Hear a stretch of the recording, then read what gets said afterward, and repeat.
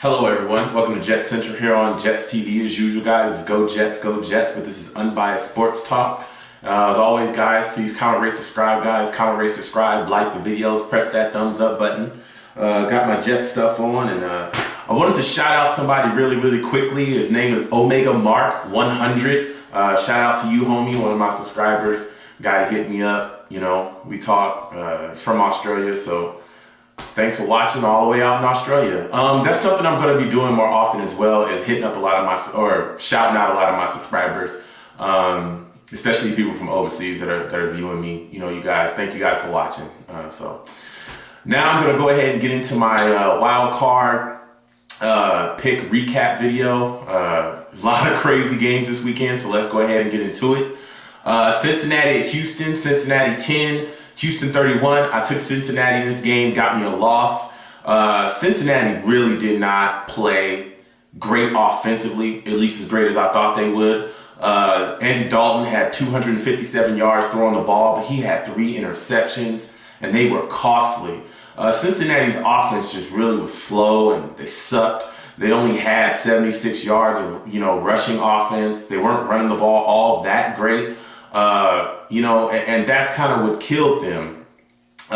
Houston, on the other hand, was, making plays up until about, almost into the half.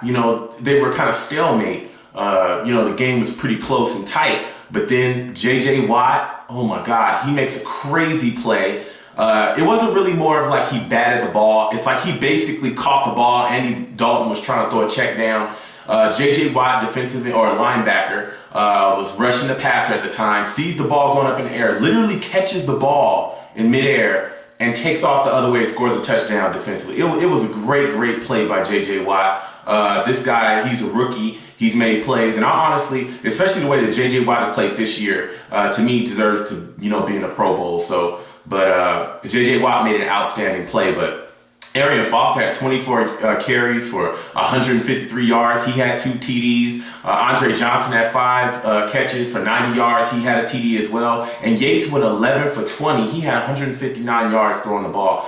Houston's offense looked decent, especially with Foster having 153 yards on the ground against this Cincinnati Bengals defense. I really think Houston came out and got the job done. To me, what killed Cincinnati was just they had 3 interceptions, by Andy Dalton. It's just one bad interception. There was one really bad interception that he threw, and then the one to J.J. Watt, which was the pick 6 that got taken back, and then another one.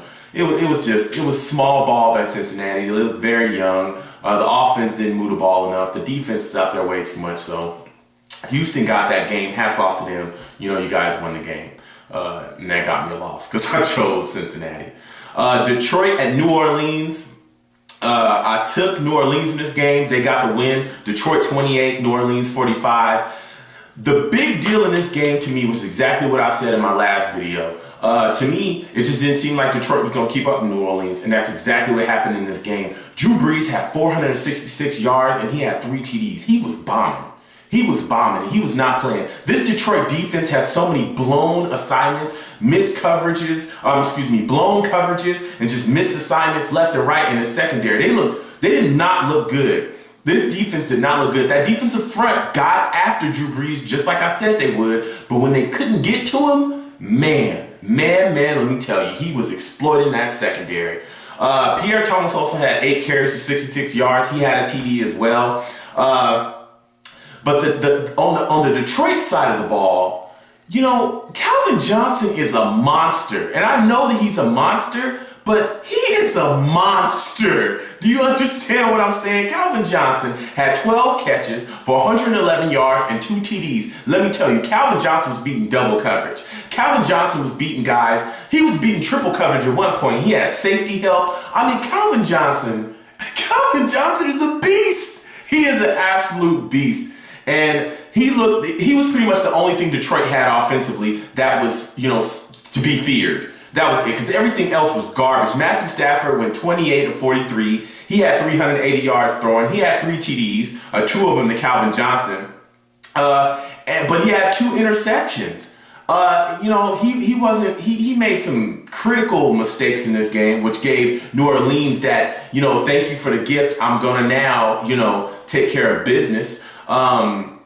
You can't give turnovers away to New Orleans. The rookie receiver on the other side of Calvin Johnson made some plays as well early in the game on a couple slant routes, but that wasn't enough. Detroit's defense just looked so bad in this game. They gave up so many points with that weak secondary. They've got to get those problems fixed. But another thing that went bad on the New Orleans side of the ball was the fact they had Colston's fumble early in the game, and Drew Brees had a fumble as well a little later. But Colston's fumble was the thing that I definitely thought kind of put a damper on their day because it kind of got them to start slow. Colston also dropped a couple balls as well. That was the only thing that kind of looked really out of place with New Orleans as far as throwing them off offensively, kind of threw them out of sync. But other than that, New Orleans was really moving the ball extremely well offensively. Detroit's defense clearly could not stop anybody. They dropped a pick in the game as well that could have brought them back, could at least kept them more in contention. They dropped the interception. It was a bomb I believe it was to Colston that got dropped. He dropped the interception by the Detroit's safety. Detroit's secondary, that's just the story of the game. That Detroit's secondary just did not do enough, and they were not able to keep up with New Orleans. They just weren't. So New Orleans advances, and I took them to get a win, and they got the job done. So shout out to them, and that got me a win. Next game we're going to talk about New York Giants versus the Atlanta Falcons. I took the New York Giants in this game, and they got the win. And let me tell you, ain't much to talk about on the Atlanta side offensively in this game. Eli Manning had 277 throwing the ball. He had 3 TDs. Brandon Jacobs had 14 carries. He had 92 yards. Hakeem Nicks had 6 receptions. He had 115 yards catching the ball. He had 2 TDs. Mario Manningham was a monster in this game. He had 4 catches for 68 yards and a TD, but he made a big play in this game. Atlanta only scored 2 points. 2 points. I'm going to start off with Atlanta. The fact that, and it's exactly what I said in my last video, they're a very soft team. They were a very soft playoff team to me. I didn't think Atlanta had it mentally. The only thing that Atlanta did well was early in this game, Eli Manning, which kind of had a classic Eli Manning moment where he has that mental breakdown, that mental lapse in the game. Gets the ball, he's down, he gets the ball, looks around, he sees the rush coming, turns around, runs backward, runs into the end zone. Atlanta player sacks him in the end zone. He throws the ball. They call intentional grounding anyway. So they count it as a sack. Boom, it's a safety. So now you're thinking that, oh, God, the Falcons are really going to get it going. Matt Ryan did not look good in this game at all. Matt Ryan didn't look good at all. And you have a lot of people questioning, is he the future for this franchise? Which I think he is. I don't think that Matt Ryan is garbage. I just think that Atlanta as a whole, and I don't know what it is about that franchise. I don't know what it is. Maybe it's just the coaching staff. But mentally, when they get into the playoffs, they don't play strong. They don't play like we're coming to dominate you. And that's just how I felt today. That's how I felt that day watching them. I just didn't feel like they were very strong. The fact that they only mustered 2 points, which was off of a safety, really just confused me. New York Giants, their defense just went crazy. They were getting after Matt Ryan all day long. That front four was in his face all day long. O.C. Umenyiora, Justin Tuck, Kiwanuka, Pierre-Paul went out early in this game. He got his bell rung trying to make a tackle. They're calling it maybe a slight, because there's no slight concussions. They're calling it concussion-like syndromes. So he went out early in this game, but even he was getting after Matt Ryan. Mario Manningham had some huge plays in this game. He made some big catches, a big run for a TD he made. New York Giants just came out and played inspired. They came out and played extremely inspired. So hats off to those guys. They got a win. They got me a win as well. Shout out to them. Last but not least, the last game. Pittsburgh at Denver. Pittsburgh 23, Denver 29. This game went into overtime. Oh my God. I'm so tired of Tim Tebow. But you know what? I sat here last week and I said that Denver had no chance of winning this game. Tim Tebow, the dream was over. Let me tell you, you know what? Hats off to you, man. I'm not a hater. I'm a congratulator. These guys came in here and got the job done. Tim Tebow went 10 for 20, which is not a great stat, but hey, he went 10 for 20, 316 yards throwing the ball. He had 2 TDs. Denver's defense was outstanding in this game. Was outstanding. They held the Steelers to a field goal early in this game. Where they held the Steelers to a couple field goals. When if the Steelers would have put up, got a touchdown on all these drives they had opportunities to, this game wouldn't even been close. This game wouldn't even been close. At one point, I was thinking during the game, this game should easily be 21-0. Denver's defense was crazy. Tim Tebow made plays when they had to be made. That's what I will not lie about. He made plays when they had to be made. He made plays, on the run. He made plays where he made a stick throw in overtime on an 80-yard slant to Demaryius Thomas. He hit Demaryius Thomas on the slant. Demaryius Thomas stiff-armed a Steelers defender and took off towards the end zone. I'm not going to say that I saw Tim Tebow make Drew Brees-esque throws. I'm not saying that. I'm not going to say that Tim Tebow is the top, one of the top quarterbacks. I'm not saying that either. He's not one of the top quarterbacks in this game. But you know what? Tim Tebow came out and played football. Bottom line. And I'm not going to hate on Tim Tebow. I don't like him. I don't like his throwing motion. I think it's ugly as crap. I think that he sucks as a quarterback. As far as a thrower, he's not a pure passer. But you know what? It doesn't matter because Tim Tebow came out and played football and got the job done. Pittsburgh offensively, Ben Roethlisberger went 22 for 40. He had 289 yards throwing the ball. He had an interception. He also had a TD. Pittsburgh ran the ball well. Redmond had 17 carries for 121 yards. Emmanuel Sanders had 6 receptions for 81 yards. Pittsburgh's offensive line sucks. Pass blocking. They absolutely sucked. Ben Roethlisberger was under duress all day. Mind you, Ben Roethlisberger is the man. He played with a high ankle sprain and looked like nothing was wrong with him. He was running all over the place and, still making plays with his feet. But that offensive line did not do him any favors. Foster, that right tackle, I'm calling you out, sir. You suck. I saw a lot of blocks that you missed, a lot of guys that you let run past you, a lot of help that you were supposed to give, a lot of missed assignments out of you, sir, and I've seen it all season, sir. I'm calling you out, Foster, right tackle. I see you out there in Steelersville, out there in Steelerland in Pittsburgh. I'm calling you out. You're garbage. But the biggest deal that I saw out of this game with Pittsburgh is the fact that their defense looked old and slow.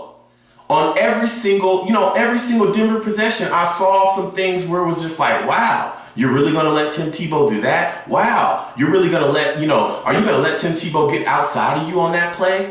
Things that you just wouldn't normally think that Pittsburgh would give up. They gave up plays that 80-yard slant to Demaryius Thomas in overtime that got Denver to win the game. Wow. I mean, do you really just give that up? No help, no nothing. Where's Ike Taylor? This corner you guys have. That secondary just looks slow.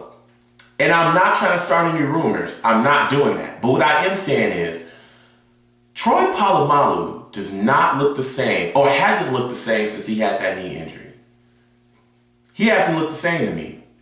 He looks very slow and he does not look agile at all. He can't turn direction. He can't, swivel his hips and, spin and just make a play anymore. He can't do that. And I'm not seeing that out of Troy anymore.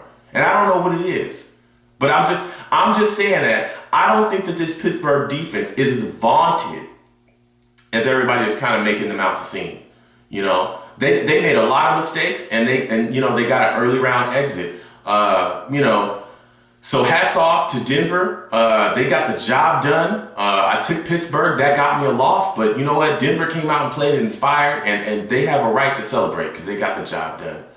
That does it with the games. I know a lot of people have been hitting me in my inbox about, just videos in the future and, what's going on. I will continue videos all throughout the playoffs. I've been asked to do about a couple of people. I'm accepting that request. I will do it. I'll definitely do a review of the Jets. I'm going to do a review of free agents, review of the Jets, what they need in free agency, what I think they need for the draft. I'm definitely going to do that. So no need to hit me in my inbox about that anymore. I got 100 people hitting me up about that. I will do a Jets free agency draft, just overall team need review video. I will do that, as well as just announcing who the free agents are.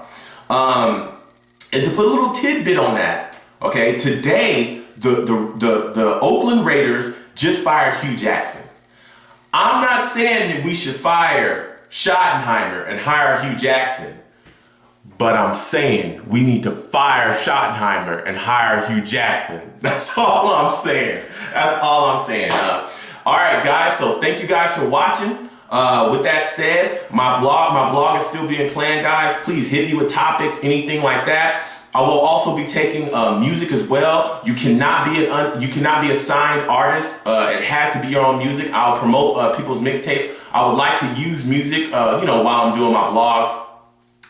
Just for you guys to listen to, as well as me talking. So if you're an artist that's looking for, some type of exposure, definitely send me your mixtapes. I'll definitely post a link to my email below. Send me your mixtapes and, quote it as, blog music, or put that as the topic as, your blog music, or I'm so confused blog music. That works for me.